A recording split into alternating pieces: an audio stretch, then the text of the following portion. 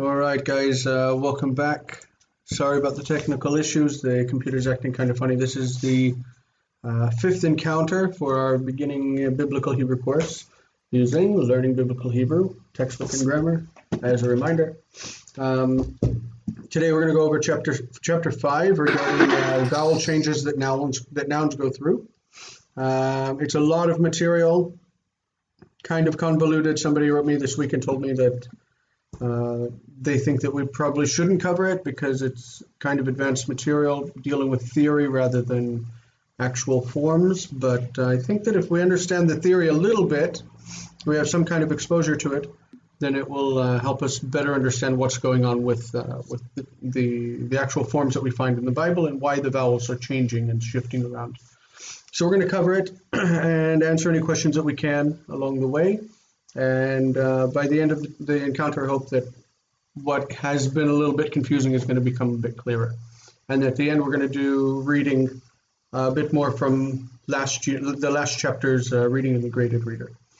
Okay, so we'll go and get started with questions from you. I'm going to turn off the webcam and focus only on the slideshow presentation.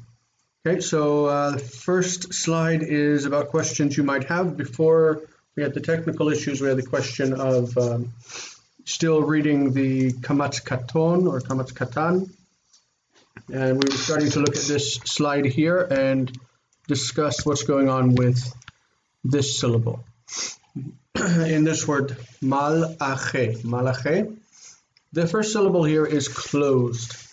Accent is obviously on the next word. This is called construct, where this word will lose its accent to the word that follows after and it'd be joined to it. So it would be angels of. Malach is angel. Malache is angels of someone or something. So it could say Malache Elyon, the angels of the Most High. Malache Elohim, the angels of God. Whatever would happen here would be joined to that word. This syllable is closed, and the accent is here. So whatever vowel goes here must be short. Okay, that's the one consistent rule that we've learned. That is that in unaccented syllables, if they are closed, the closed syllable must have a short accent, a short vowel. So mal must have a short vowel. You could not have a kamatz here, because if it were kamatz, it would have to be short and would be o. Let's take a look at a different word. If we have, let's get blue.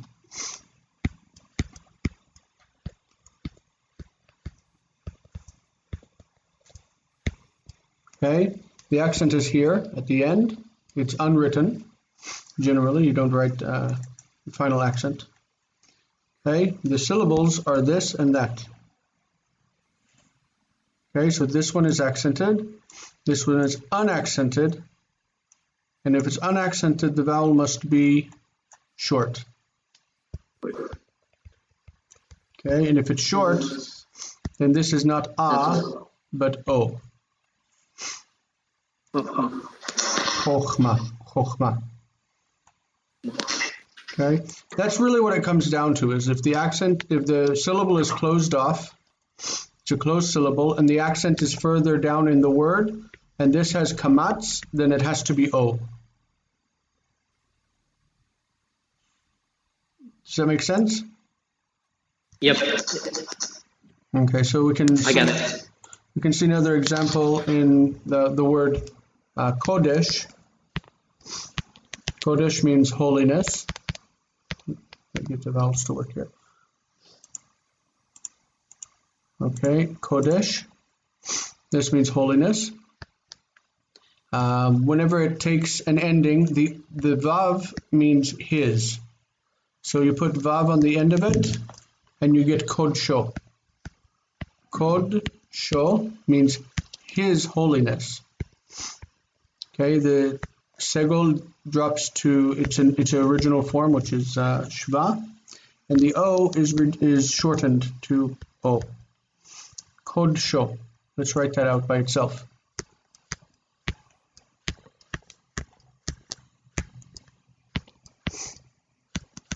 This is like the Kodesh of him, or his Kodesh, his holiness. The syllables are here. Kod, so. Okay, clear?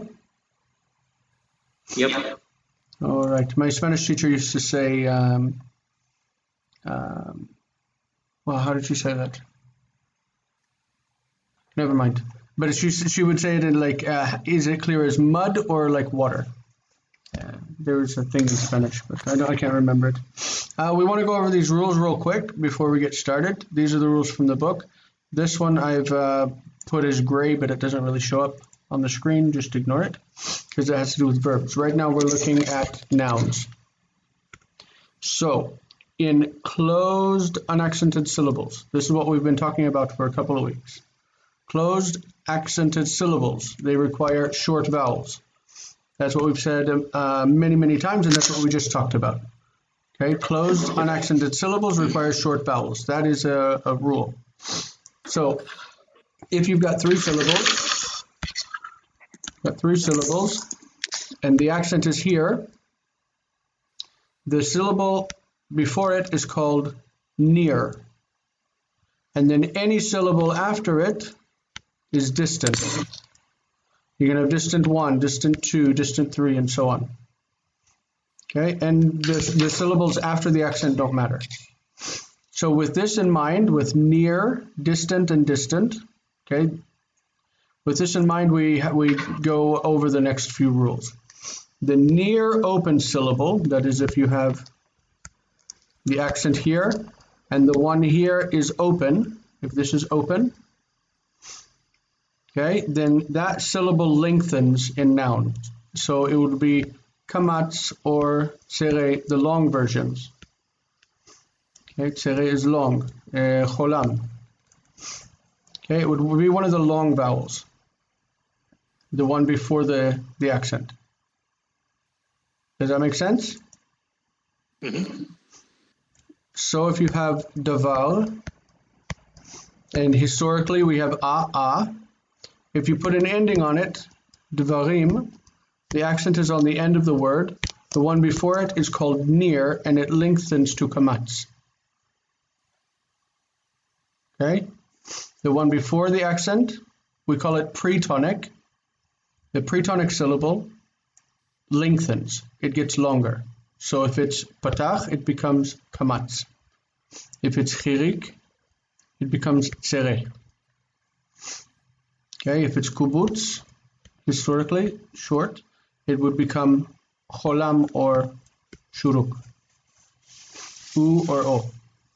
We'll get into examples, it doesn't matter. The rule is that the syllable before lengthens, but any distant syllable reduces. Okay, these are the rules that they lay out with their theory, and I think it's very interesting. It does explain a lot. So if the accent is here, near becomes longer, and distant becomes shorter. We can say plus and minus. Plus it gets longer, minus it gets shorter. And any syllable before that. When I say gets shorter, I mean it goes to shva. It tries to reduce to shva. Okay? Is this totally confusing? Actually, I had read enough that after I slogged through this for a while, I thought it was quite helpful. Oh, Very yeah. interesting. Yeah, I have a friend that studied linguistics here at Tel Aviv University. I say that I've never seen this theory presented. I just memorized the forms when I was younger. I just memorized them. But I ran through this chapter with him and showed him like the patterns and everything, and he thought it was really very interesting because it explains things that we just took for granted, So we're going to look at these actual forms. Here in the word Kodesh, I should have marked the accent is here. Kodesh. So if the accent is here, then there are no accents in front, no syllables in front of it. On this one, this word, can we just talk real quick about what where the accent is and how we would label the syllables in terms of near and distant. Where's the accent on this word? And first of all, how do we read this word? What is the word? How about we go through Elohim. Elohim. Great. Who was that? I can't see your names right now. I think John and I both said it. Okay, excellent. So, Ward, where is the accent on this word? The last syllable, him. Yeah. Would you mark it? No. Mm-hmm. Excellent. So Elohim, the accent's on the end. How would you label the other two syllables? This would be the near syllable and the distant syllable. Fantastic. It's quite, what's the word? Intuitive, right? If you've got the accent here, the near one is right next to it, and the distant is the one further away. The one problem I had with the chapter, and it's because I'm an English speaker, was when they used the word in front. And to me, I understand in Hebrew that's in front, in English that's behind. Yeah. And so that was confusing sometimes. That's what you have to get used to whenever you're reading backwards. Right. Okay, so Elohim, we've got, that's good. Kodesh, we understand. How about we go with John for the next one? This word here. Just label where the accent is and what's near and distant. Oops. The accent's on the last one. Mm-hmm. So this one, the near, this is distant. Great. So this presumably will... These are already in final form, so they already are long or short. Okay. Okay, so here we had a long vowel, because this is near syllable, it's long, and this is distant, so it's reduced. It's the composite schwa because of the guttural. Okay, this one is near, and this is long, and this is distant, reduced. Also composite schwa because of the guttural. Okay, great.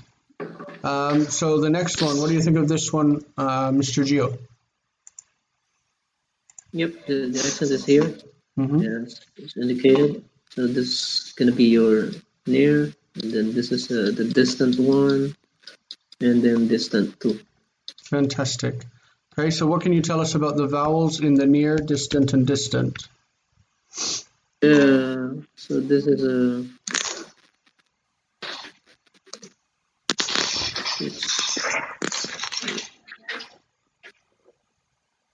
Sorry.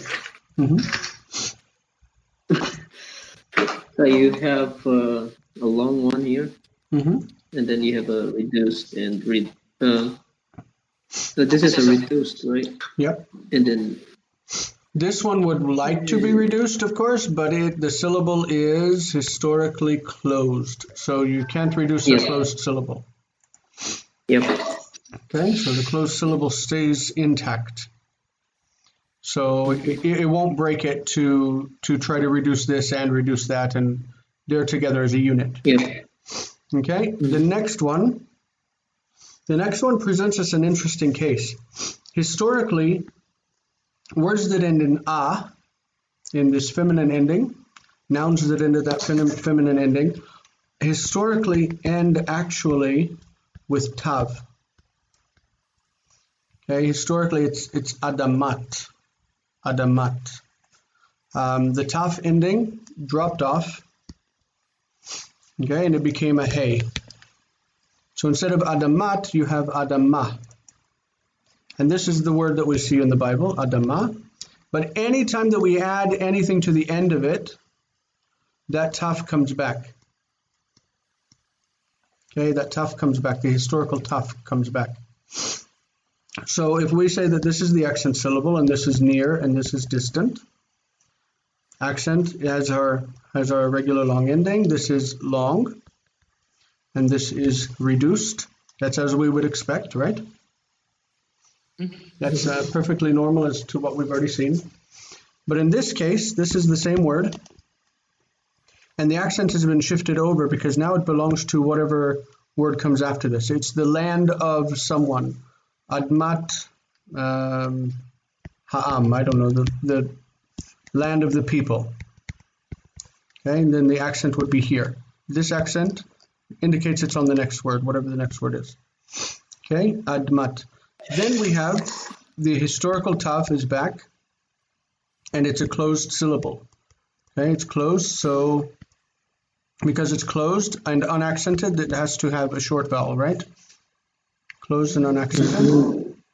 So we got mat. And in both cases, so this was, we would say that this is near, but it's closed, so it stays short. This is distant, so the a reduces. And this is distant, and it would also reduce to shva. But when you have this shva and this shva together, they don't like to be together. So instead of being shva, it goes to the historical vowel, which is a. Okay? And then that's close. Yes, and that functions as a closed syllable.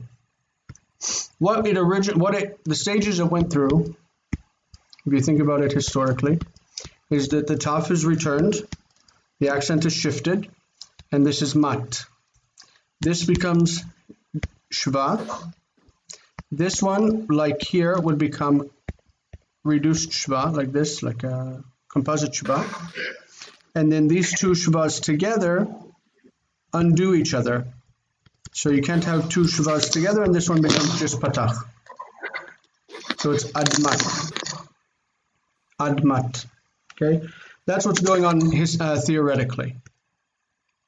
It's kind of a lot of information, but we got to look at a lot of things in this one slide. You don't have to have it memorized, of course, at this point. It's just to introduce it to you so that you kind of, when you see the forms, you're not shocked. You're not freaked out by seeing that adama becomes admat. Okay? Let's keep going. Slide number 5. So historical forms are completely theoretical and they're only used to explain linguistic phenomena. Historic syllables can be open, that is ending in a vowel, or closed, ending in a shva or nothing. The closed syllables are considered units and they don't break. Okay. And number 3, we expect to see reduction in all distant syllables in nouns. Okay, all distant open syllables. We kind of covered that in the previous slide, but this is just to draw conclusions from it.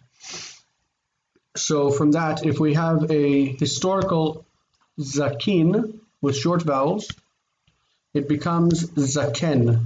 The E is lengthened to long A. Okay, the A is lengthened to long A. Does that make sense? Jason, I had one question which may be out of place here, but one of my sources of frustration was the basis or the methodology for presenting these theoretical historic forms. The forms really aren't that radical. This is basically drawn from where comparative Semitics comes into play. That is, when you compare Hebrew to Arabic, to Ugaritic, to Akkadian, when you compare the languages, you understand where the roots come from. And so it's not really convoluted because it really happened at some point. But the only way to be able to understand why we have weird forms in Hebrew is to understand where they came from. So it might seem convoluted and it might seem unnecessary, and it might be unnecessary, I'm not sure. But I know that when I took Hebrew almost 20 years ago in Bible college, the people who succeeded were the ones who understood the theory. And those who didn't understand the theory gave up on Hebrew. Like the theory wasn't presented to me in this way, but I did understand from his grammar. I understood the theory that he presented, and it made sense to me, and therefore I was able to hold on to the forms, and they didn't surprise me. You know? So it's something you need to wade through and keep it in the back of your mind, but it's not, excuse me, it's not by any stretch the most important thing that we're learning. Okay?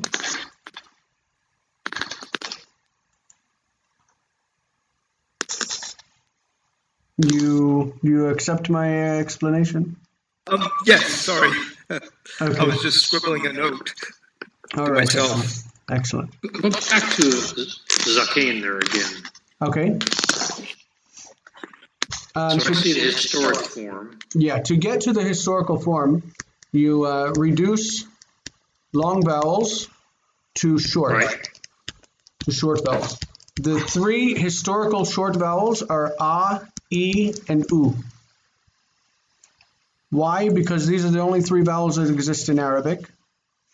They're the only three vowels that we understand that Hebrew began with. It began with three vowels, a, e, u, and the other vowel qualities were drawn from them. So to get from zaken back to its historical vowels, you shorten the kamatz to patach and shorten the tzere to chirik. Can you go the other direction, from the historic to Zakein? Yeah, that's what actually happened in real life.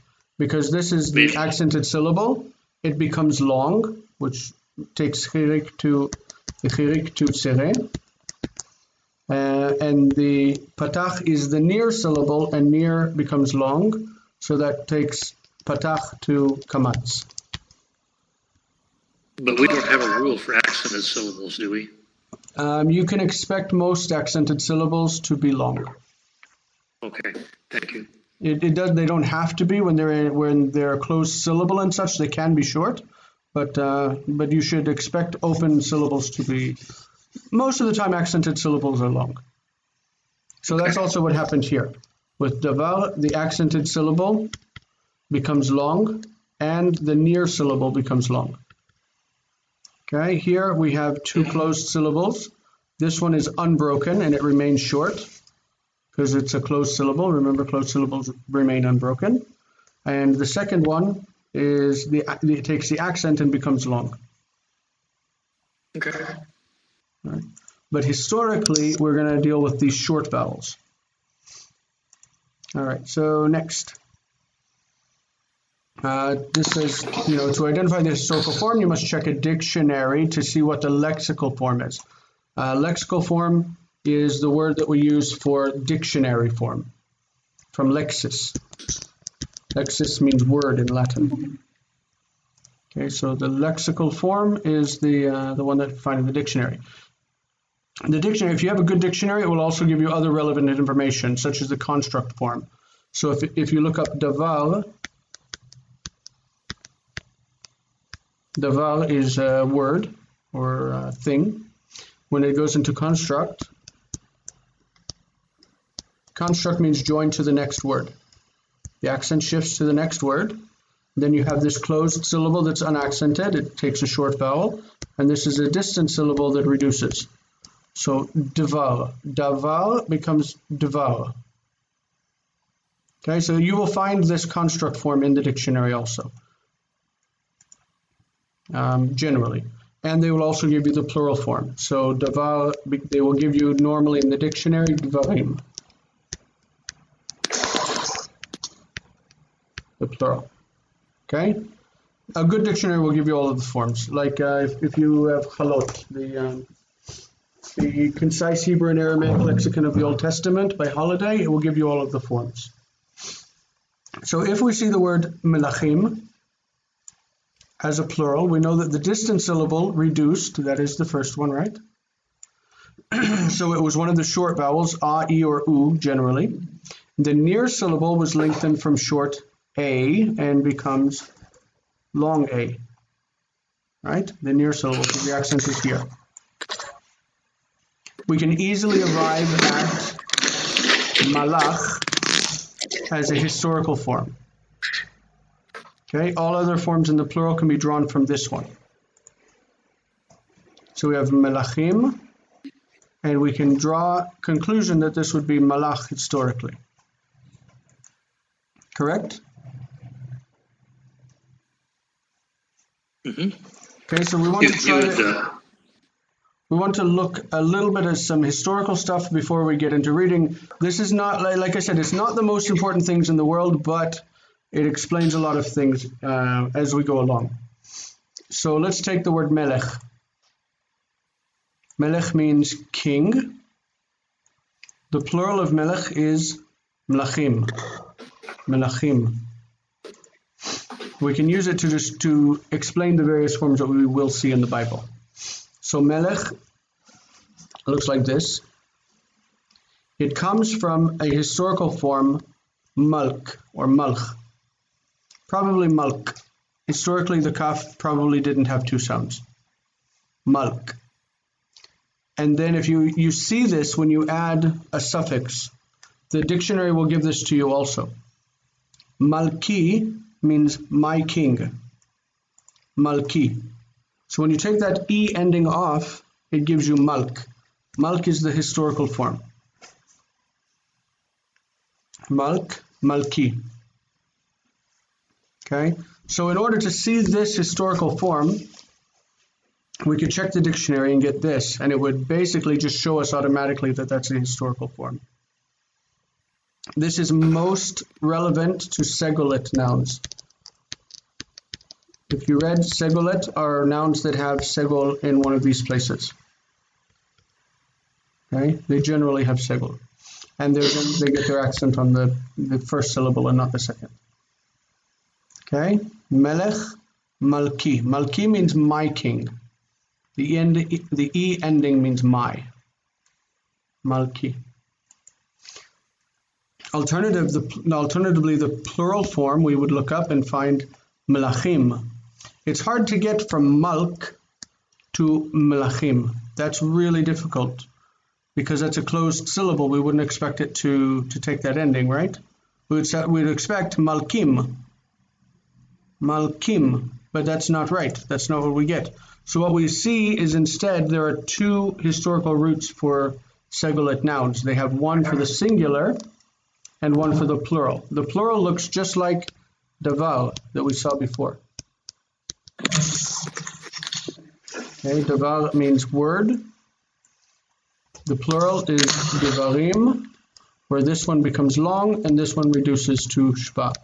So we see the same thing here, that malach would become melachim and malchei like divrei. All right, how are we doing? How are we processing? Does anybody have a hard time with this? It's important to say. I think that this would be. Just need to practice a lot. Yeah, and as long as you don't really know a lot of words, you don't have a lot of comparison to make. And so that's really where we're at. I mean, first you kind of learn the rules a little bit, kind of understand them a little bit, and then when you start learning words, it will make more sense. You know, you've just had one vocabulary section. You don't have a lot of words under your belt. Okay, so all right, let's just keep going, and we'll get into some specific cases. This again, the historical form is adamat, but we're going to write it with hey. It's fine, adama. So the first syllable is on the end there is the accent, and then you've got near and distant. This is long and reduced. Okay. In this case, the accent is on the end. Admati. The near is lengthened to kamatz. The first distant is reduced to shva. The second distant wants to reduce to shva, but you can't have two in a row, so it becomes patach. Can't have two shvas in a row. We can't have this one with shva and that one with shva. Correct? So that would be admati. Yep, admati means my land. The E ending means my. So in this case, for normal nouns, the singular and plural have the same root. So if the plural ending is ot, like this, ot, then this is near and this is distant, long, short, reduced. Here the accent shifts, long, closed, reduced, and this one wants to reduce also, but becomes patach. Because you can't have two shvas in a row. Okay, we understand that you can't have two shvas in a row. You can't have shva shva. Something will happen to this one. In normal situation, it becomes chirik. On gutturals, it tends to become a. Jason, we've had several examples. Oops, I drew too big a circle. The first syllable. I've obviously forgotten the relevant syllabification rule, but I mean, it looks like a closed. Oh, it is. It is closed. So that's a silent schwa then. Yeah. We're gonna call it medial because remember the form malche. Malche means kings of, and it will have the accent over here. This is long because it's the near. This is distant. It's reduced to shva. This is distant. It goes to the historical vowel because we know that malk means king. Malk, melech. This historical vowel stays there. Notice that there is no dagesh in that kaf. So it serves two purposes. It closes this syllable, so it's mal, closed syllable, but it also has the lack of dagesh following in beged kefet letters. So it looks like it's both open, where this goes to the next syllable, lechei, and it looks like it's closed, mal. Mal, lechei, it's medial. Malche. In this position, in this form, we get a lot of medial shva. Okay, where it is a closed syllable. It is a closed syllable, but after it, you won't have the beged kefet dagesh lene. Okay. All right. So here we get our historical zakin, where the chirik becomes tzeret and the patach becomes kamatz, zaken. Zaken is the word that we find in the Bible meaning old person, an elder. Okay, an elder of the tribe or elder of the city would be zakan. For some reason, this is a special construct where that tzeret becomes patach. Okay, so this one we don't need to learn as part of the rule. It's special. We would expect zaken, but that's not how it forms. It forms as zakan. Okay. This is the same root. The accent is here. This is the near syllable. It's long, and the distant syllable is reduced. Okay, the accent is here. This is near syllable, long. Distant, reduced, distant, reduced. These two shvas become zikne. That should be pretty clear from what we've covered already. Yep. All right, moving on. Slide number 10. Here we're going to start to form the different forms of the words given the historical, like what we can draw, what conclusion we can draw. If the word is sefer and the possessive form is sifri, my book, sifri, what could we draw about the historical vowels of this word?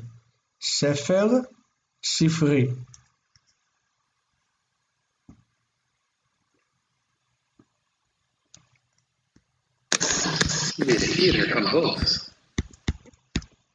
Historic. In the case of segolet nouns, you see the segols? Segolets. The root is going to be shown in this one. So the root is sifr, S-I-F-R, sifr. But because this was so hard to pronounce, sifr, they put here a full E, and here they made it a long vowel, sefer, sefer. Okay, basically this normal form sefer developed from the fact that whenever you had this, it was difficult to pronounce. Sifr is hard to pronounce, so they broke those two syllables, made it a complete syllable on its own. This is air, and the first syllable they made a long one, sefer. It means scroll or a book. Okay. I feel like I'm kind of throwing things at you because you're not responding. So, is this manageable?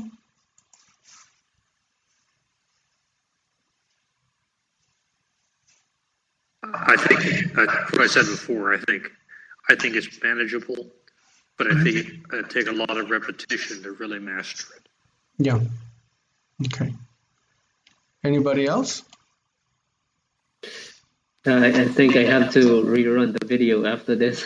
The second one was just kind to of get it confusing. into my head. Yeah. Well, Segol. And that, Yeah. and I'm still wondering how much effort it's worth putting into it, particularly trying to identify the historic roots, Yeah. forms rather. Yeah, it's not really worth time identifying it as an activity. It's just that later on, when you run into forms, you're gonna be confused if you don't understand that they came from somewhere. You know that Segolite nouns generally were monosyllabic.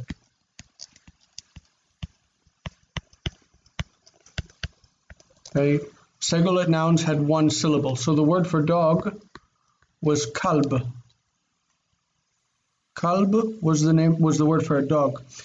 The thing was that in Proto-Hebrew, you had case endings. So you had the word kalbu. Kalbu means dog. And then if it were genitive, it would be kalbi. Kalbi. And if it were accusative, it would be kalba. This was basically they had case endings, just like in Greek. They had a nominative, genitive, and accusative. But with time, those case endings dropped. And then they became a completely monosyllabic word, kalb. But that was difficult to pronounce for the speakers. So instead of saying kalb, they changed it and they added another vowel. They added this vowel to break the syllable, so it wouldn't be monosyllabic. It would be easier to pronounce. And then you got Kaleb. And Kaleb over time became Kelev. Okay, but Kalb, that original root is still seen. When we say my dog, it would be Kalbi. Kalbi is my dog and Kalbo is his dog. Kalbo. So we see these forms in real time in the Bible. So Malk meant king. It would be Malku, Malki, Malka with the case endings. Case endings dropped and then this Malk became difficult to pronounce and they wanted to split it up, so they added Malek. Malek over time became Melech.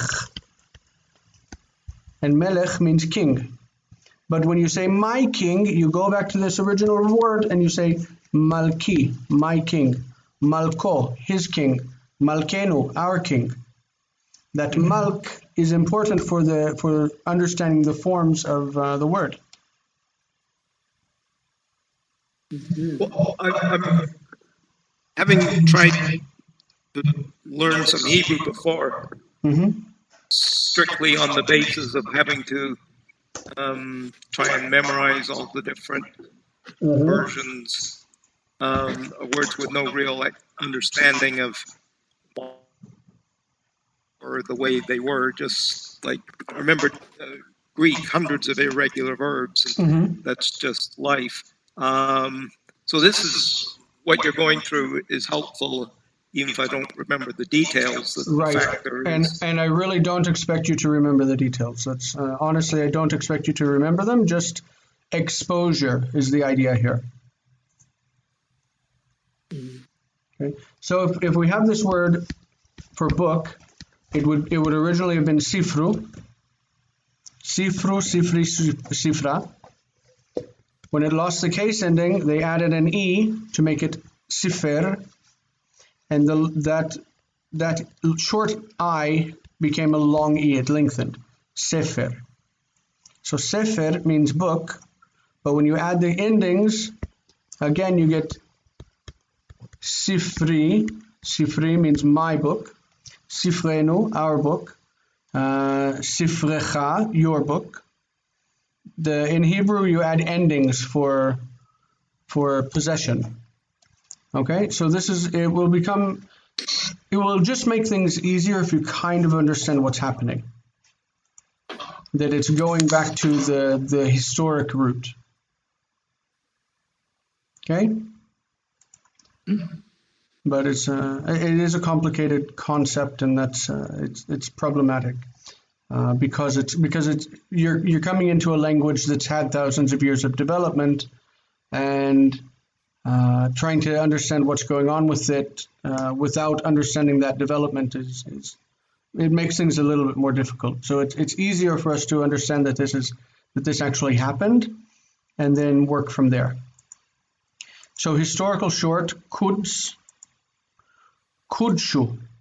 Kudshu would be holiness originally, Kudshu, is the U quality vowel, Kudshu. In Arabic today, instead of sheen, it's a sin, and we have the word Kutz.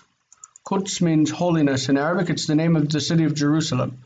Jerusalem is called Al-Quds. But it's related to this. So what happens is, of course, you've got Kodshu, or Kudshu, that the case ending drops, and it becomes Kodesh. Okay, Kodesh. And so Kodshi means my holiness. Kodsho, his holiness. The U and the O are interchangeable in many, many instances. We also see that with the holy name, that the U, Yahu, has an U, but when it's at the beginning of a name, it's Yehoshua, Yehonatan, where it's O here and it's U here. They're interchangeable in many instances. Okay, so what we have here is the original root kuj in the singular, kuj, or koj, it's related. And in the plural, it is long here, it's a ah here, and ah here. So kodashim, or this is an odd form, kodashim. We see in the Bible often this word, where this is not reduced, but it's kodashim, or even like this is in the Bible, kodashim. Odd, ignore it, we'll get to it later. But it means holy things. The Holy of Holies in the temple, it's called Kodesh Kodashim.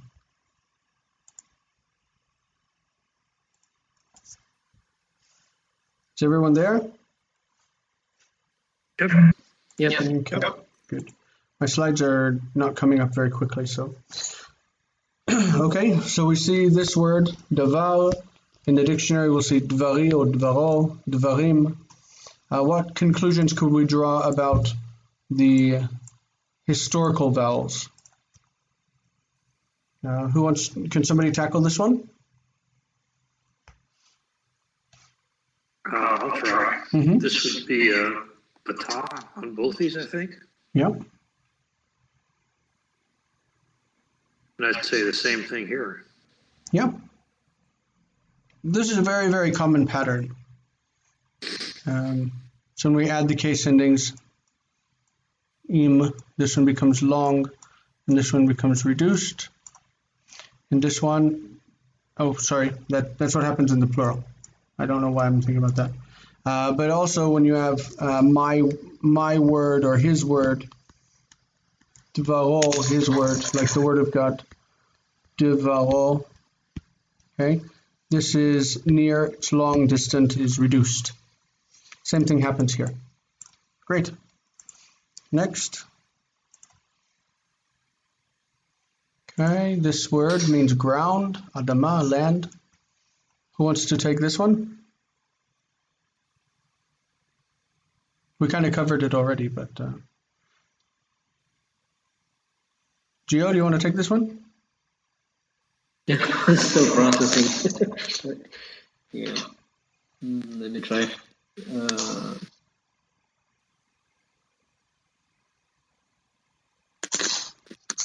What happens here?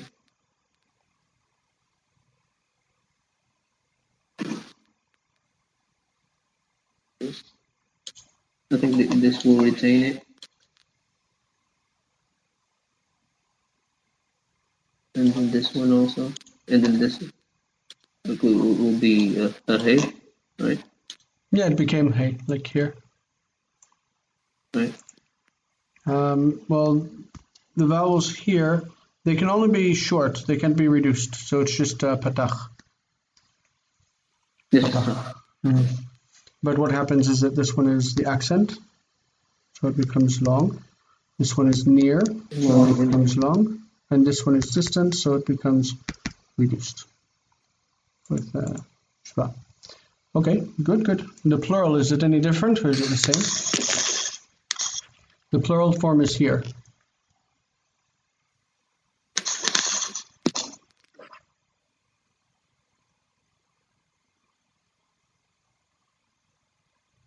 Do you think it's built from the same root or a different, like same historical vowels or different? I think it's the same. Yeah, it's the same. It is the same. You would have like patach, patach, patach. And this one drops and becomes ot for the plural marker. And this one is near, long, and distant, reduced. Adamot. Yes. Mm-hmm. If it's construct, it's joined to the next word, like the lands of the lands of the people or whatever. The accent is here. This is still the same ending, admot. This one is so this one's near and it's long. This one is distant, it's reduced. This one also reduces, but the two shvas together become admot, the lands of. Okay. All right. This was different from what we've covered before. Who is lacking? Ward? Did you do one? I did. Okay, so Only John. me. John, you want to go with this one? I'm adjusting my screen. Mm-hmm.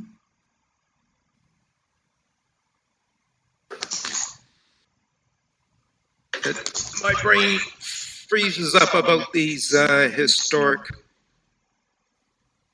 vowels, but we'll just give it a try. Look at how would you divide the word if you ran into this and you knew, oops, that just messed up the net. Mm-hmm. How do we read the word? Akmav. Okay, this is not a, but o. Chochma. Right. Chochma. So if we see chochma, we have this syllable is open or closed? Closed. Well, closed. That's not a medial schwa. Right, it's a closed syllable. So we're going to say that this is historically closed. It's not going to open, it's not going to break. That's a historically closed syllable.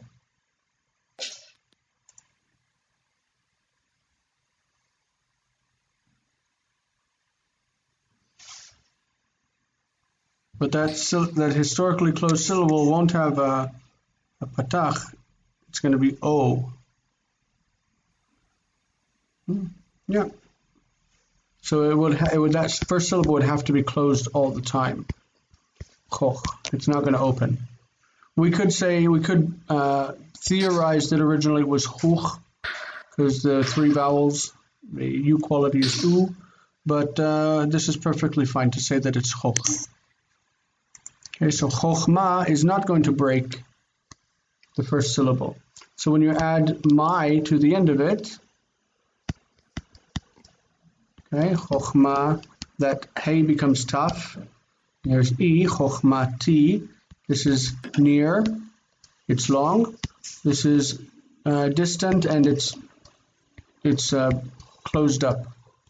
Okay, it's historically closed. It doesn't change. This will stay the same, like all the time. So chochmati, my wisdom. Okay. You would also see the plurals chochmot. It's not going to break that first syllable. It's going to stay as it is. Chochmot, wisdoms. All right, we've gone over so much material. We want to give our brains a rest and just go into reading. I think it's a rest, because anytime you jump out of the theoretical and into the text, it's a good thing, I think. So we've got about half an hour left, because we started 15 minutes late, and we'll just start going through this part of the reading, which comes from the workbook, okay? So here we go. Let's read this word. Let's look at it first to break up the word and see what it is. Anybody know what that comes from? If you had to guess the root, 3 letters. Allah. And this is one of our vocabulary words. Shin lamed chet. This was one of our vocabulary words. Do you remember what it means? To send? Send, yeah. Obviously, we're reading narrative. Narrative is set in the past. Okay, so we're going to read this. The vaye, this is actually a typo. I should have fixed this. This was pulled directly from the textbook. It should be, it's a typo. I put this in the errata, but I forgot to change it here.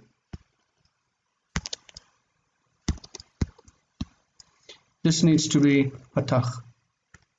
Vayishlach. Not vayishlach, but vayishlach. That's a typo. The vayi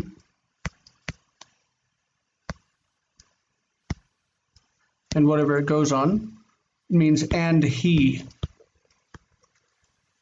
And then the past tense, whatever it is. So shalach is the past tense. Vayishlach, and he sent. And he sent. Vayishlach. Okay? We're going to change that to patach. Vayishlach. Make sense? So if we say shamar, is he kept? Vayishmor, vayishmor, vayishmor, and he sent. Vayishmor. Okay? That'd be guarded, wouldn't it? Shamar. Kept, guarded, protected. Did I say something else? I don't know. Sometimes my brain gets fried around 3 o'clock. It's 3 in the morning. So this is Vayishlach. It's and he sent. We have 2 characters here, Yaakov and Yosef. This one is marked with et, making this one the direct object, which makes this one the subject. So when it says Vayishlach and he sent, it means Vayishlach Yaakov, Jacob sent. Vayishlach Yaakov et Yosef. Okay, et Yosef min Hebron. Hebron is a city. Hebron. Okay, so let's start with Geo and just start reading. We're going to remember to put that va and not ve. It's a mistake. Vayishlach Yaakov et Yosef mu Hebron. And what's this word here? Was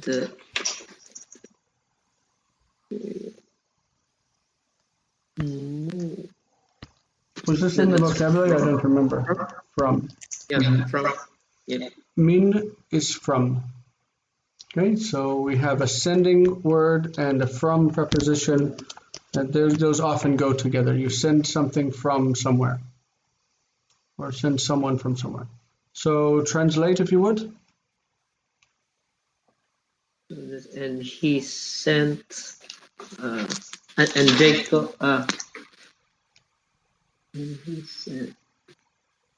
and Jacob sent Joseph from Hebron. Exactly. Next sentence. This sentence, this lema'an, was this part of the vocabulary or was it? I'm not sure what the vocabulary was. So. It was not. Lema'an means that. No. Normally with a sense of so that, in order that. Okay. It can also mean on for the sake of something. Like you do something for the sake of somebody doing something. It's like so that they will do it. Okay, so lema'an is followed by the future tense, which we haven't gotten to. You don't know the future tense, but it looks very similar to vayishlach. Okay, so this is the future of what root? Shin, Aleph, Lamed. What does this root mean? Anyone? Ask. Ask. So lema'an yish'al, so that he might ask. The future in Hebrew you don't have moods. This is one of the things that makes Hebrew a lot simpler than Greek, because in Greek you have the optative mood, you've got the subjunctive. In this case, you would use optative in Greek. He did this in order that he would do that. And it's optative. In Hebrew, it's very simple. You have the past and you have the future. So the future, if you're talking about purpose, the future is used. I do this so that you will do that. Okay? So in this case, he will ask. He will ask. With this intention marker, the lema'an, it becomes so that he would ask, or he might or would. All of those moods are entangled in one tense in Hebrew. Okay, so Jacob sent Joseph from Hebron so that he might ask, and who is the subject? Yosef. Yosef is the subject, and he might ask concerning the Achim.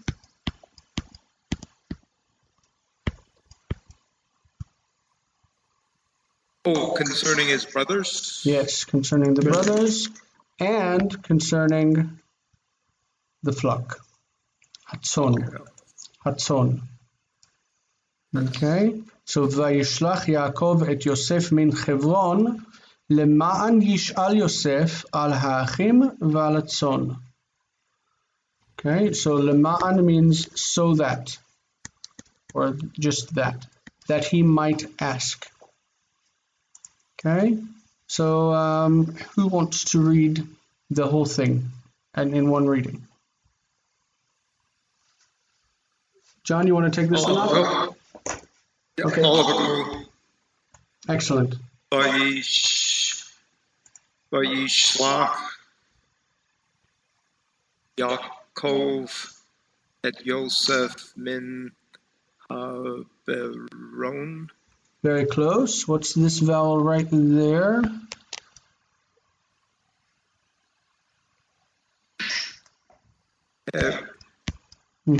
Yes. Hebron. Chevron. So this is e. Okay, this is a broken syllable. A closed syllable, excuse me. Hebron. Yeah, but that bet is soft. So instead of yes. Hebron. Chevron, yeah. So that's how you say Hebron in Hebrew. It's Chevron. Hebron. All right.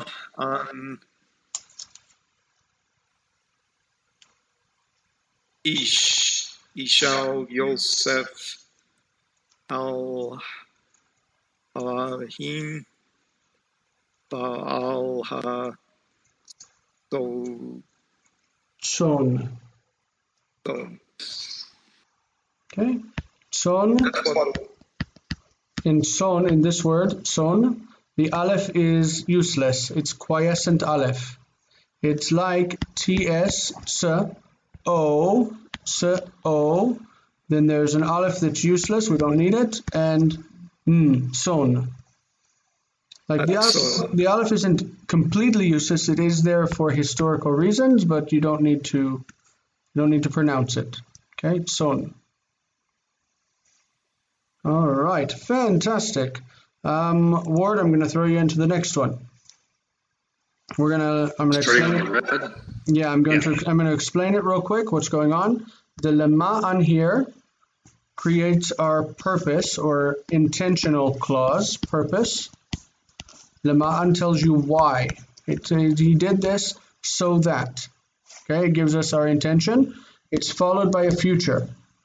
So that he would. This one is also a future. It's a continuous. So this is future yish'al. This is future after vav. Veshalach. And he would send. Okay? So this lema'an governs this. Lema'an yish'al. So that he would send. And so that he would ask and he would send. So this is veshalach. Veshalach is now converted from the past to the future by the addition of the vav. Vishalach, and he would send. Davar is a word, report, message, and then this tells us to whom. Okay, so read the red section, and then we'll go from the beginning to the end. So Veshalach Davar al Yaakov. Very good. This vowel here is Yaakov. Yeah, L2. Okay, so from the beginning. You want to read from the beginning? Remember, this is va. That's a mistake in printing. The red is not real clear on the screen to me. Oh, I'm sorry. I don't have a way to change it now. I'm just saying it's for me. So for the next time, I'll make it a different color. Vayishla Yaakov et Yosef min Hebron lema'an Yishal. Yes, Yishal. Yishal. Good. Yishal. Yosef al Hachi. Ve'al Hazon. This letter is son. Not the, hat son. Like if you say hit. He hit his sister. And he really enjoys it, so he does it every day. He hits his sister. Hits. Son. Son. Mm-hmm. Son.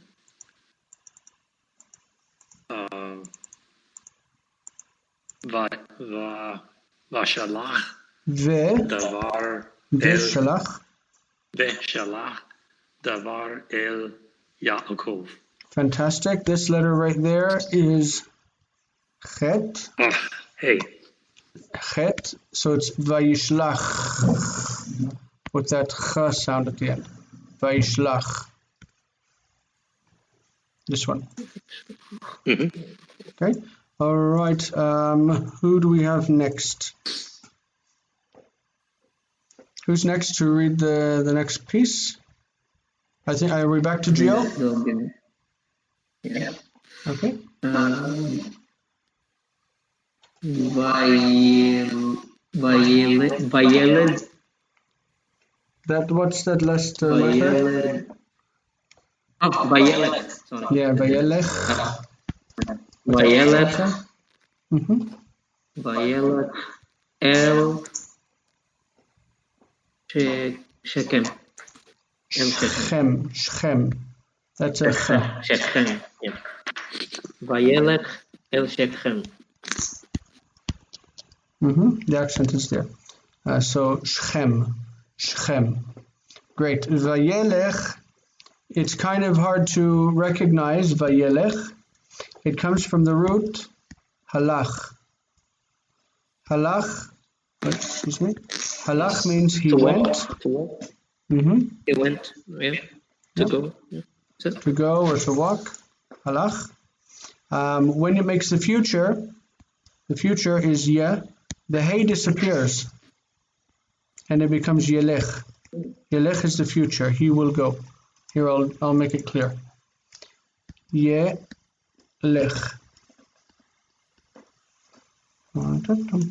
This is tsere and tsere, yelech.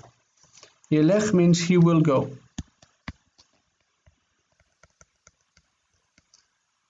Okay? When we do vav conversive, vav consecutive, you add the va with dagesh to the future form. Future form is yelech. And many times when you do this, it shifts the accent for whatever reason. Instead of vayelech, it's vayelech. And this is an unaccented closed syllable, becomes short. This one is unaccented and closed, so it becomes short. Vayelech, vayelech, and he went. Yelech, he will go. Vayelech, and he went. It's from the root halach. We're not responsible for verbs at this point. You aren't supposed to know the future or the past or anything. It's just for the purpose of reading. For the purpose of reading, you will learn that va-ye means and he did something. Whatever it's connected to.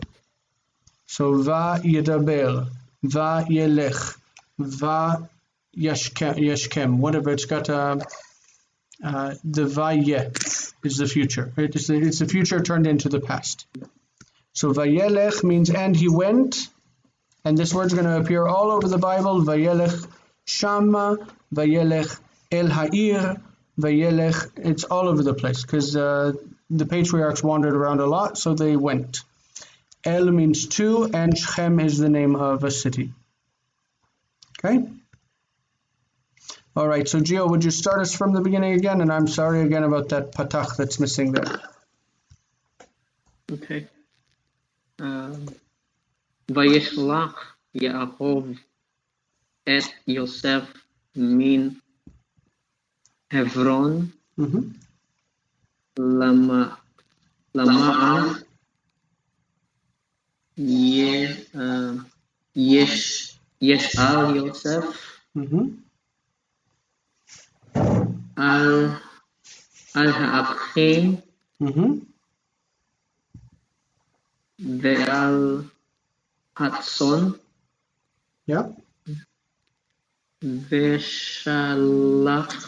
ושלח דבר אל יעקב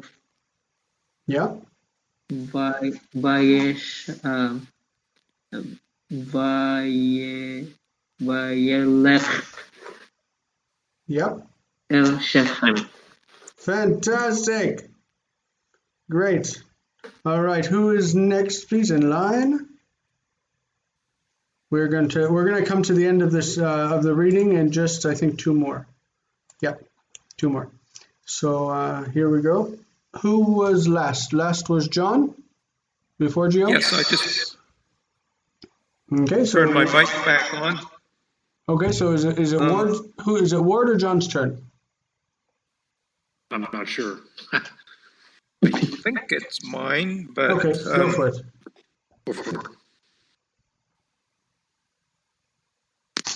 Vayishma Ish et Yosef Bashad. This letter, sorry. Oh, yes. It's a sin, not a shin. Yeah. Besadeh. Besadeh, yes. Bishkam. Excellent. Okay, what is the root of this word?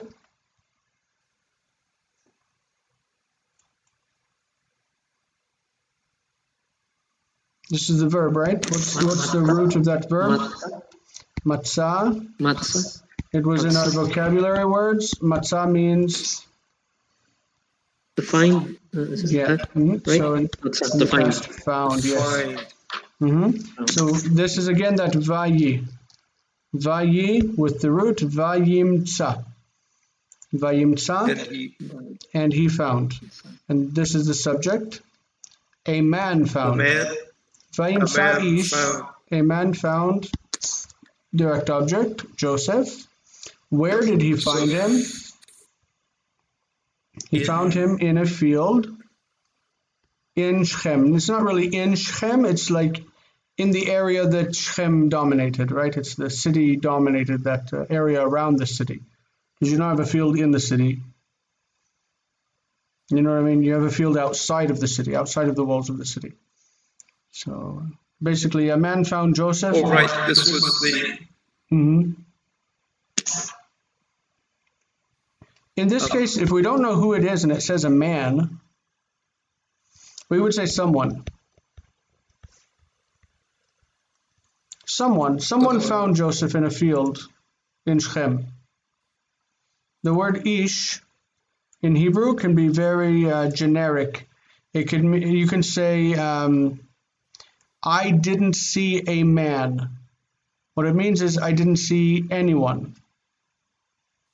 So someone found Joseph in a field in Shechem. That makes sense? That ish, a person or man, means someone. All right. And this is our final line. I believe, Ward, you're the last one. Again, printing. I pulled this off of the digital copy of the workbook. That is missing a dagesh. It should be Vayish'al, just like this one up here. He asked, where was it? Oh, no, we said he will ask. But we need the dagesh there.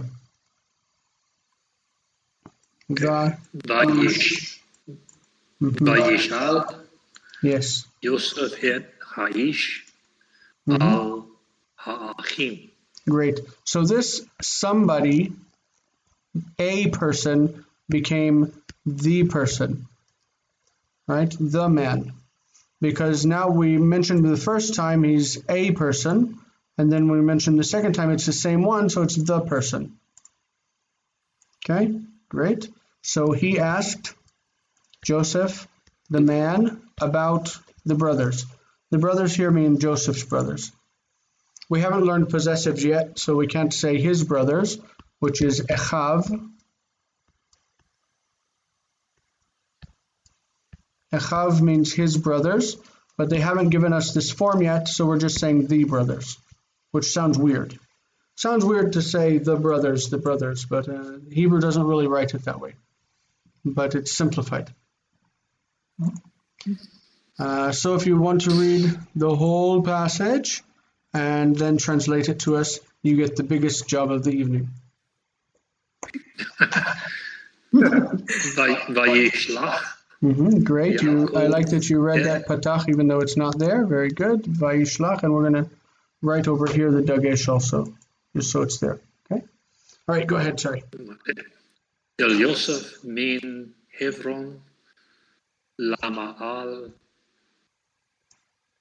Yishal Yosef al Ha'achim ve'al Ason ve'shalach davar al Yaakov vayelech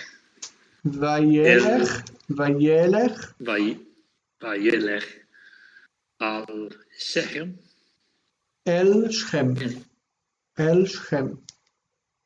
Sechem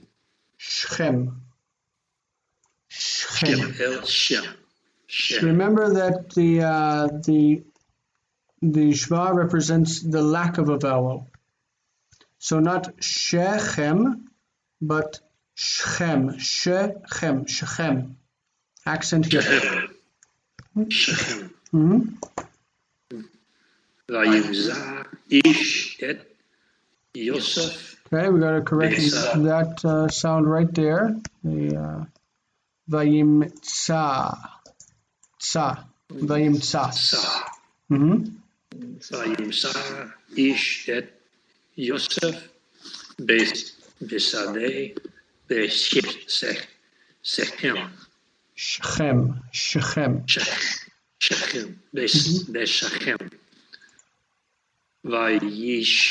Vayishal Yosef et Ha'ish al Ha'achim. Okay, fantastic. That's a lot of material and a lot of reading. Questions? If there's any problems at this point, remember, we're just learning theory for the purposes of being able to understand what's happening in the future. This is not something that you will need to reproduce. Once you get comfortable with reading Hebrew, nobody's going to ask you, what are the historical vowels of that word? Because nobody cares.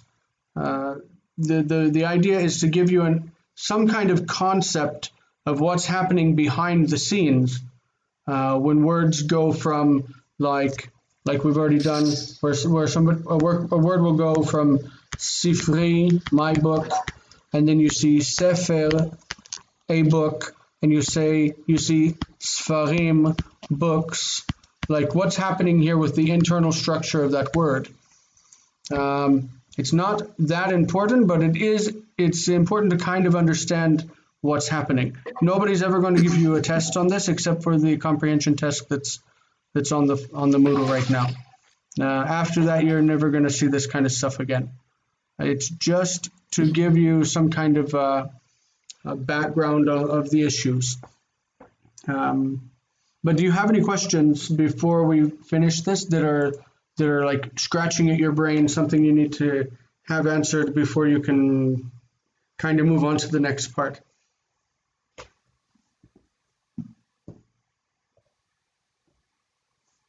That was really a lot of materials, but very, very helpful for me. I think I'll just have to rerun the video once you upload it and make my notations in my notebook. But yeah, that was really helpful. Very nice. Good, thank material. You. I would love if you write down your questions and the things that you don't really catch or you didn't catch. If you could bring them up at the beginning of the next session, the next encounter. We're going to spend more time on nouns. We're not going to leave the topic because chapter 6 also deals with noun and adjective function. So we're not going to leave the subject, and we'll have plenty of time to answer questions about it. Okay. Yeah, I'm starting the Quizlet also, so I could catch up with Jason. With John and Ward. I think they're pretty advanced already. So, you put together that thing you put together on the first 5 verses of Genesis. for us to look at. Were you going to do that for the Deuteronomy also? I do intend to. I've just, it's just about finding time. Yeah, I understand. That was very helpful. I really like that. Good. I'm glad to hear. I have Friday, Saturday, Sunday off, and I work Monday night. So I've basically got four days off right now, and I'll try to get that put together, and put up. Okay. Really, that's the ultimate goal in the end anyway. The goal is to get you reading and understanding what you're reading. So it really doesn't matter if you don't memorize vowel reduction rules and things like that. As long as you get to the point where you're able to read and understand what you're reading, that's what I want to accomplish. My goal at the end of the course is not for you to remember that the near syllable lengthens and the distant syllable reduces. And as uncomfortable as it might be, I like the oral reading and you correcting us, because that's the only way I'm going to learn it. Yeah, I think I try to reserve a whole half hour for that for each encounter, because I think that's really what we're aiming for. And the subtitle of the book is Reading for Comprehension. Our goal is to spend so much time reading Hebrew that the language starts to become a part of you. That's why in the reader, by the end of the second course, you've covered all of the book of Jonah, all of the book of Ruth, all of the book of Esther. You're really invested in reading. And I think that's where you're going to see your biggest growth. And I'm looking forward to seeing that in you. I'm sitting here right now with a friend across from me, and I'm kind of surprised that I'm able to say that, 5 weeks ago we started with the alphabet. You guys are doing really well. And I'm happy with the progress so far, and I hope that you're feeling confident to move forward and not stressed out, because these rules and all of that stuff, shouldn't let it stress you. It's just something we need to get through, to wade through it, so that we can get to higher objectives.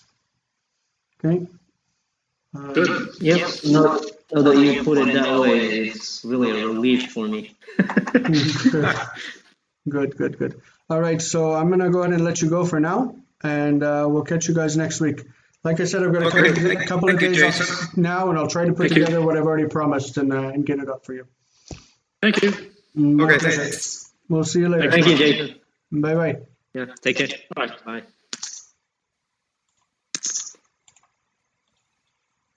Bye.